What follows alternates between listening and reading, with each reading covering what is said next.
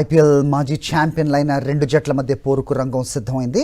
Eden గార్డెన్స్లో నేడు జరిగే మ్యాచ్లో కోల్కతా నైట్ రైడర్స్తో సన్ రైజర్స్ హైదరాబాద్ తలపడనుంది. ఈ రెండు జట్లు కూడా తమ తొలి మ్యాచ్లో ఓడిన నేపథ్యంలో మొదటి గెలుపుపై ఫోకస్ పెట్టాయి.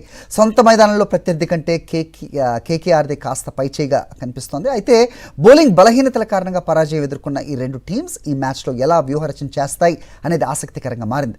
ప్యాట్ కమిన్స్ లేకపోవడంతో ఇప్పటికే హైదరాబాద్ బౌలింగ్లో పస తగ్గింది. జయదేవ్ ఉనాద్గట్, హర్షల్ పటేల్ అలాగే హర్ష్ దూబే బౌలింగ్ కోల్కతాని ఏమాత్రం నిలవరించగలరో మరి చూడాలి. తొలి మ్యాచ్లో విఫలమైన హెడ్ అభిషేక్ శర్మ చెలరేగితే తిరుగుండదు. ఇషాన్ క్లాసన్ సూపర్ ఫామ్లో ఉన్నారు. మరోవైపు కేకేఆర్ బౌలింగ్ పరిస్థితి కూడా కొంచెం ఇబ్బందికరంగానే ఉంది. వైభవ్ తేలిపోగా ముజరబాని తగినంత అనుభవం లేదు. ఇక వరుణ్ కూడా భారీగా పరుగులు ఇవ్వటం ఆ టీంను మరింత కలవర పెడుతోంది. బ్యాటింగ్లో రహానే, అలెన్ శుభారంభం అందించాల్సి ఉంది. ఐపీఎల్లో కోల్కతా హైదరాబాద్ 30 మ్యాచ్ల్లో తలపడగా 20 మ్యాచ్ల్లో కేకేఆర్, 10 మ్యాచ్ల్లో ఎస్ఆర్హెచ్ విజయం సాధించింది.